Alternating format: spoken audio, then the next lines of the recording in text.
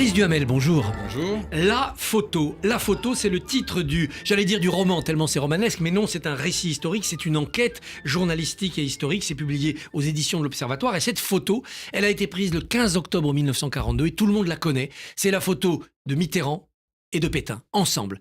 Mitterrand à l'hôtel du Parc à Vichy, Pétain honorant des jeunes qui se sont mobilisés, une administration qui s'est mobilisée. Et cette photo, elle va hanter évidemment le parcours de Mitterrand jusqu'à sa révélation publique en 1994. Mais commençons par le début. Qui prend cette photo ? Combien d'exemplaires sont tirés et où vont-ils ces exemplaires ? Alors, qui prend la photo ? Un militaire du premier cercle de Pétain qui était là pour prendre les photos de tous ceux que Pétain recevait, puisque là, il y a un étage où il y a ses appartements privés et puis 2 ou 3 salles de réception, une salle à manger. Et là, c'est dans la salle où il reçoit les gens qui demandent à le voir. Là. Et Mitterrand, qui est dans le centre d'entraide des prisonniers du département de l'Allier, Vichy, vient le voir pour lui faire le bilan d'une opération caritative de distribution de vêtements pour les prisonniers, etc. Ça dure longtemps, ça dure 20 minutes, ce qui, avec Pétain, est long. Parce qu'en général, il faisait la sieste et puis après, il avait des rendez-vous plus serrés, des réceptions beaucoup plus serrées. Mitterrand, plus tard, dira à un quelques certain minutes. nombre de gens c'est 20 minutes. Non, il y a un autre camarade qui dit ça a duré quelques minutes. Ouais. Mitterrand a dit non, ça a duré 20 minutes. Voilà. Il y a 60 ans d'écart entre les deux. Et moi, la première question que je me suis posée, la première des 2 grandes questions que je me suis posée quand j'ai vu pour la première fois cette photo l'été 94, dans la couverture du livre de Péan, c'est une jeunesse française. Oui, qui a été un livre coup de tonnerre, totalement explosif sur la fin du parcours. France et dans le monde entier. Et là, vous vous demandez ? Je me demande d'abord, mais pourquoi à cette époque-là, octobre 42, où quand même... c'est tard. Oui, et là, il y a eu le rafle du Veldiv 3 juillet. 3 mois plus Mitterrand tôt. a déjà eu des contacts avec des résistants. Oui, plutôt pour faire des faux papiers, c'est Voilà. encore embryonnaire, sa vraie rupture c'est avec, janvier avec 43. Vichy. Le consensus des historiens, disons, entre janvier et mars 43. Voilà. Et il deviendra un résistant sincère, Voilà. courageux. Mais là, il est un maréchaliste sincère ? Là, il est pétainiste, il est selon les moments maréchaliste ou pétainiste, c'est-à-dire plus attaché à la personne ou plus attaché à la Révolution nationale. Où était cette photo ? Et la deuxième question que je me suis posée, c'est comment cette photo a pu rester secrète pendant 52 ans. Donc cette photo, où est-elle ? Et il y a un exemplaire dans le cabinet de Pétain, et il y a un exemplaire chez le photographe, et il y a 2 ou 3 exemplaires chez ceux qui sont sur la photo. Sur leurs souvenirs. Voilà. Et après, que deviennent-elles ? Est-ce que, par exemple, François Mitterrand lui-même l'a gardée ? Il savait qu'elle existait. Mais ensuite, ça fait partie de ce que vous évoquiez tout à l'heure, le côté romanesque et à la fois historique de cette affaire. C'est qu'il ne sait pas que De Gaulle, Pompidou, Giscard, Chirac, j'ai un doute, parce que ça se passe à la première cohabitation. Je pense qu'il saura un petit peu plus tard que Chirac l'avait.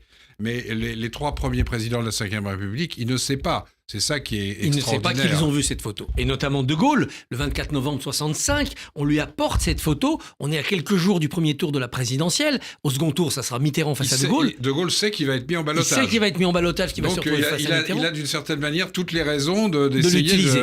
Voilà. Je ne ferai pas la politique des boules puantes. Cette formule est passée à l'histoire. Quel est son sens profond ?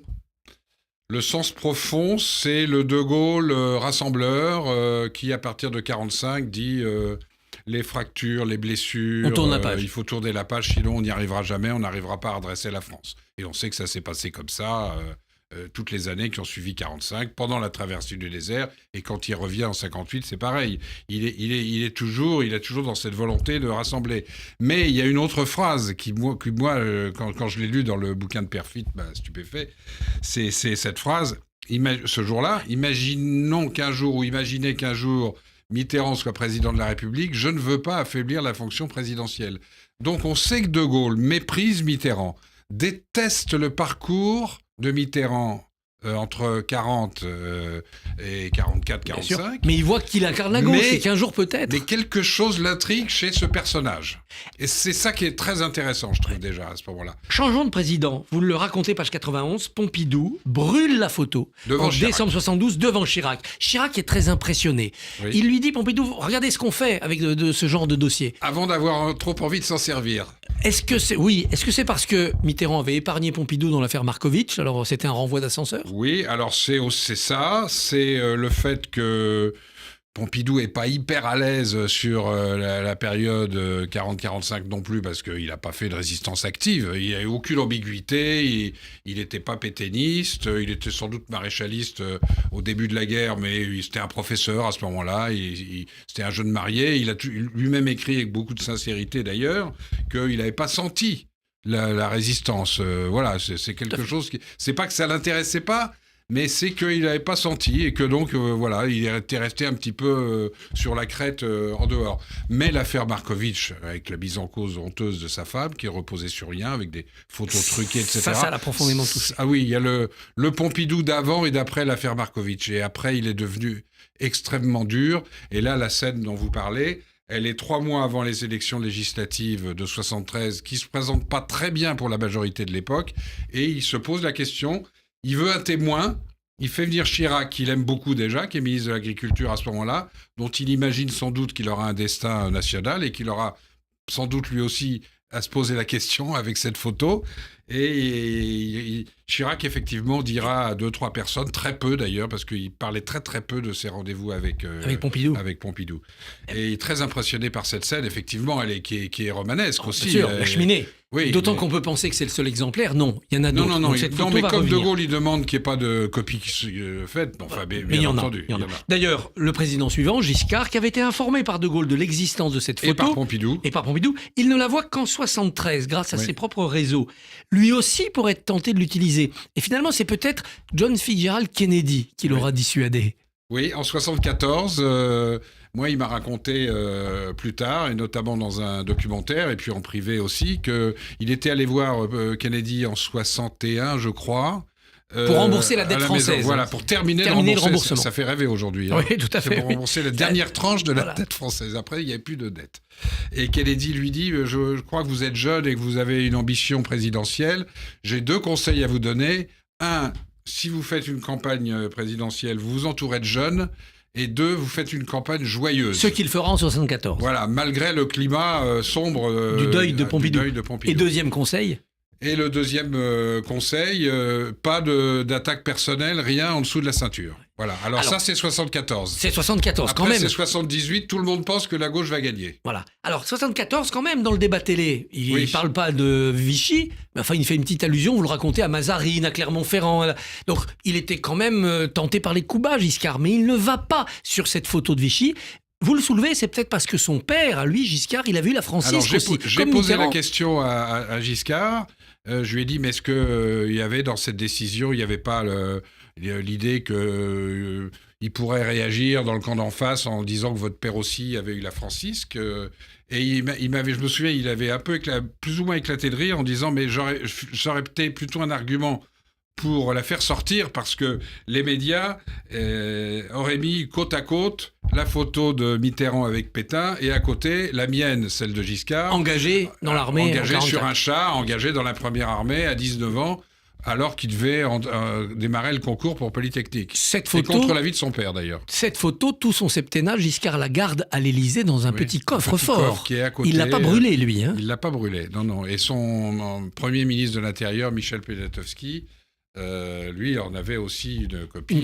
Alors justement, Poniatowski, et c'est une énorme révélation dans votre livre, il est au cœur de discussions avec Mitterrand en 77, à quelques mois des législatives où la gauche pense prendre le pouvoir et cohabiter, comme on ne dirait pas encore. Les sondages sont très largement favorables à la gauche. Bon, le programme commun va exploser, tout ça va changer, il y aura le discours de Verdun sur le Doubs, mais à ce moment-là, Mitterrand rencontre Poniatowski et il explique comment ça se passera entre le Premier ministre Mitterrand et le président Giscard. Incroyable. Oui, et totalement secret, puisque c'est une révélation du livre. Depuis que le livre est sorti, moi je suis tombé sur ces archives par hasard il y a à peu près 6 mois, et j'en ai parlé à quelques rescapé de la période mitterrandiste après la sortie du livre, là, dans les 15 derniers jours, et ils m'ont tous dit qu'ils ignoraient ça. Donc c'était secret, mais vraiment puissance 10.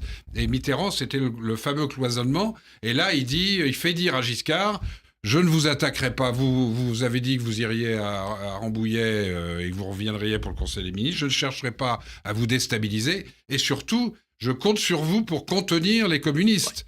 Et vous avez dit que le programme commun serait appliqué. Je l'appliquerai. Il ne faut pas que vous m'empêchiez de le faire.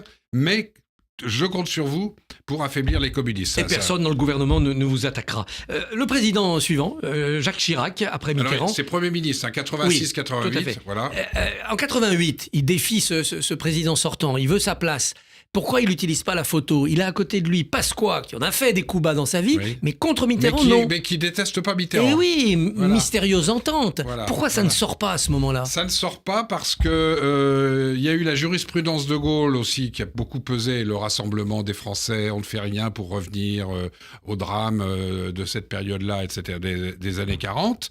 Et donc, mais pour Chirac, il y a au-dessus de ça ce que j'appelle la jurisprudence Pompidou, qui pour lui était un modèle, un père spirituel, plus qu'un mentor. Et à partir du moment où il avait vu physiquement, on a évoqué la scène tout à l'heure, Pompidou renoncer et brûler la photo, il ne le faisait pas, et il disait ça ne serait pas convenable. C'était une de ses phrases préférées. Alors cette photo est rendue publique dans le livre de Pierre Péan en 94, et c'est finalement Jospin, donc l'héritier de Mitterrand, qui va être le plus sévère, qui va l'utiliser pour lancer ce qu'il appellera plus tard le droit d'inventaire. Il déclare dans Le Point: on voudrait rêver d'un itinéraire plus simple et plus clair pour celui qui fut le leader de la gauche française. Je m'en souviens très bien de cette interview parce que c'est moi qui l'ai faite dans Le Point. Et on a vu là Jospin tuer le père. C'est la gauche finalement qui s'appuie sur cette photo pour rompre avec Mitterrand. Et Mitterrand a été surpris de l'ampleur des réactions, notamment à l'intérieur du Parti socialiste, après la publication du bouquin. Il a été lâché. Et cette photo. Mais avec Jospin, il n'y aura pas d'explication franche parce qu'il connaît l'éthique de Jospin, puisque vous avez fait cette interview. C'est le Jospin protestant, la raison d'État, la droiture. Il n'avait pas l'impression de... Enfin, c'est vous qui avez fait l'interview, c'est pas moi. Pas l'impression de trahir. Il n'avait pas l'impression de faire un coup tordu. Non. Il disait ce qu'il pensait. Voilà, tout simplement. Et aujourd'hui, que reste-t-il de cette photo dans la mémoire collective? C'est toujours affligeant pour un politique d'avoir serré la main de Pétain? Ah oui, à ce moment-là. Oui, non, mais surtout de l'avoir caché. C'est le mensonge. Surtout de l'avoir caché en 69 dans un livre qui s'appelle Ma part de vérité, et qu'il appellera en privé, après il dira c'est ma part de sournoiserie. Et voilà. C'est son livre de campagne, son Oui, il dit pré-campagne. Il dit rentrer en France après son évasion, courageuse d'ailleurs, rentrer en France, je devins résistant sans problème déchirant. Il ne cite pas Vichy. C'est-à-dire il passe du stalag à la résistance. Il y a la parenthèse de 360 ou 400 jours de Vichy qui restera une ombre sur la personnalité et le parcours de François Mitterrand. C'est passionnant et c'est plein de révélations. C'est la photo. Patrice Duhamel, merci et bonne journée. Merci à vous.